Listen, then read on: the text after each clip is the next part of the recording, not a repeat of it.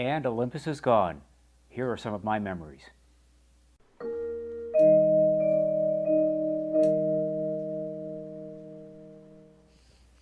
Back in 1983, I worked as a staff photographer at the Daily Illini, that is the university newspaper at the University of Illinois, commonly known as the DI. Now, the DI was and is an excellent newspaper. It's won a number of awards, and in fact, people today even prefer reading it to the official newspaper of the region, which is the Champaign-Urbana News-Gazette. And I remember I was there, and I was a new photographer, and I had these cameras with me, and all of the good positions, the quote-unquote good positions, were already taken. Those would be the sports photographers. They were sort of at the top of the pecking order. Local news and politics, and then at the bottom of the heap, that was where they put me, that we were features photographers, or feature to be short, and we got to do human interest stories. I remember the first and only serious photo assignment I ever got. The political reporter was out for the day, and my editor sent me to what was a gathering at the Illini Union, and it was some sort of political speech. Keep in mind, this was the 1980s. This was long before, the internet or cell phones, so nobody knew what these groups were. You had to actually go and find out yourself. So I get there, and the room is packed, and a man got up to the front of the podium and began advocating violence towards a certain minority group. I was too busy fumbling with my equipment to realize what was going on, but when I finally understood what was happening, I was trembling so much that my hands were shaking as I took all the pictures. When I got back to my office, the editor was furious at me. Every picture I had taken was blurry or out of focus. So we never got the story. And later that night, he pulled me into his office and he said, I don't think you're cut out for traditional hard-nosed journalism. And he was right, so back to the features desk I went. And that was okay. I got to know a lot of people, and I remember it gave this awkward and shy 19-year-old kid an excuse to go up to women and start talking to them. I never got anywhere with them, but at least I got to talk to them. So I got pretty good at this. My hit rate at the paper was pretty high, and it wasn't that I was the best photographer there. There were a lot of people there who were better than I was, but my pictures got in the paper because I was fast. In this type of hit-and-run journalism, speed is often more important than your skill.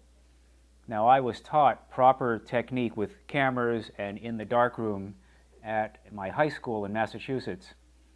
But when we got to the darkroom at the paper, I had to learn a completely different technique. Now, those of you who've worked in a darkroom know that there are 3 chemicals you use to develop film and paper. There is the developer, which develops the film or the paper. There is the stop bath, which stops the development. And then there is the fixer, which fixes everything so it's permanent. Well, when I got to the darkroom, I saw that there was only a container for one chemical. That was the developer. And when I asked where the stop bath and the fixer were, they said, "We don't have time for that. When you're done developing, just pour some water in there and swish it around and get the negative into the enlarger right away. It'll last long enough for you to make the enlargement. But you got to be pretty quick to make the enlargement because the negative will fade. It never got fixed." So serious photographers out there are cringing now when they hear that. But it was the same thing with our prints. We would get a print, and I think there was a 9 p.m. deadline at the newspaper, and when you get your print over, they would scan or whatever they did back then, and then your print would disappear by the morning. I got my start in astrophotography with these cameras. This is the OM-1, this is the full manual version, and this is the fancy OM-2n. It has an aperture priority automatic mode on it. You still had to do everything else manually, like focus. It's not like it is today. But when I was doing my photojournalism, I would always bring the OM-2n because the aperture priority was faster. But when I did astrophotography, I always did it with the OM-1. And those of you who are old enough to remember know that the OM-1 was considered the astrophotography camera. And it's not that it was any better than the other cameras that were out there, but it had two advantages. Number one, as you may notice, it's very small and light. So if you put it on a telescope, it's going to have less effect on the balance. And the second big thing is when you put this camera in B or bulb to hold the shutter open as long as you want, it doesn't draw any power from the battery. It's purely mechanical, and it's one of the few cameras out there that will do that. So these are quirky cameras. This is the ASA. This is before even they had ISO. The ASA dial on the top, and the thing is, it looks just like a shutter speed dial. And so when people came to this, borrowed my camera, and they were Nikon or Canon shooters, they would just assume this dial was the shutter speed dial, and they would take pictures accordingly. And if you think about it, the light meter works, and you think you're taking good pictures, and then you get your pictures back, and you're like, what in the world happened here?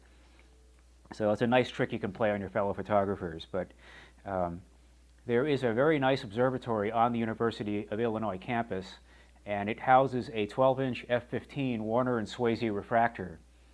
Now, this refractor is thought to be one of the early models or studies for Yerkes. So Yerkes is a 40-inch, and this is a 12-inch.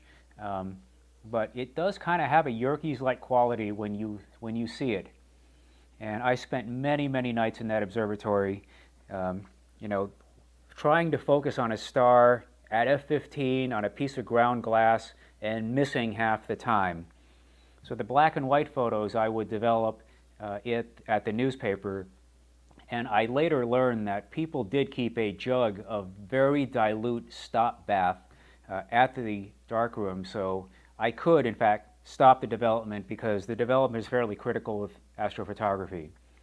The color pictures I took, I had to wait because I was a destitute college student and I couldn't afford the $2.65 to mail off the negatives to the color lab to get my pictures back. What I would have to do was wait until I sold a picture to the newspaper, and it paid, I think, anywhere between $5 and $15 a picture, and then I could send my pictures out to get developed.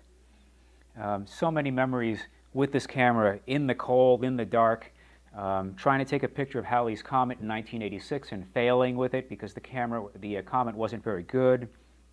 One night I was in there and I took an automatic exposure of me sitting at the eyepiece. Now the picture looks like it's all red, but in fact it's a long exposure photograph, and I had to climb that ladder in the dark, and it was below zero that night. I took it with this camera, and so I started the exposure and I crawled my way over to the ladder, and I sat there and I sat there and I sat there, and the shutter would not go off again. So I figured my equipment was broken.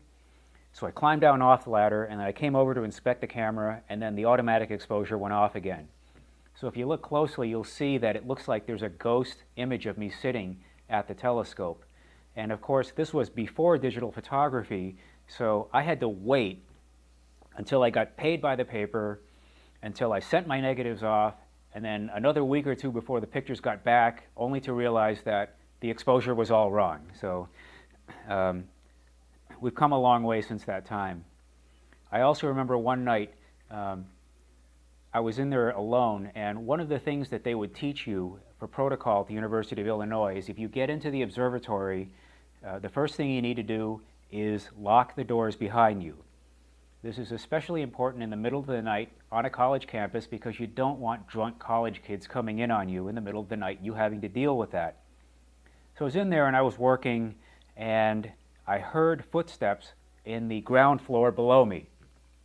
And I knew that I had locked the door, and I began to wonder if I had accidentally locked somebody inside the observatory. This could happen. They had a dark room in the basement. It wasn't working, but I might have locked somebody inside. So what I did is I went over to the door to lock it so that they couldn't come up the stairs and come into the observatory. The next thing I hear is people creaking up the stairs and sort of around me, and the next thing I heard was the door unlocking itself. And it was the police. The police wanted to know what this crazy guy was doing in the middle of the night in below zero weather in the observatory. But luckily, Saturn was up that night, so I showed Saturn to the police, and it turned out to be a good night. So the recent announcement that Olympus was getting out of the market, I don't think really surprised anybody. The digital camera market peaked in somewhere in 2012, and since that time, the market for standalone cameras has declined somewhere around 85%, depending on which statistics you listen to. Everybody just uses their phone these days. So with so much business disappearing, there just isn't room in the marketplace for all of these manufacturers. And I suspect Olympus will not be the last one to go. And so I was lamenting this to my friend, and he pointed out to me, he asked me a question, so you're upset that Olympus is gone. When was the last time you took a picture with an Olympus camera? Did you buy any of their digital cameras during the switchover? And I had to admit that he had a point. I'm shooting with Canon cameras. We're filming on a Canon camera right now. So if you multiply, my loyalty by all of the other Olympus devotees out there, you run into a problem, of course. So anyway, I have so many fond memories of this. I had a lot of fun playing with this equipment. And what am I going to do? Well, when I was in the basement looking for this stuff, I found this. It's a roll of unexposed film, Polaroid, ASA 200, 24 exposures, and I am guessing this is from somewhere in the mid-1990s. You don't suppose this is expired, do you? But anyway, I don't know, what do you think? Maybe I'll load it up into one of these cameras, see if the light meter works, and we'll expose these and we'll see what we get.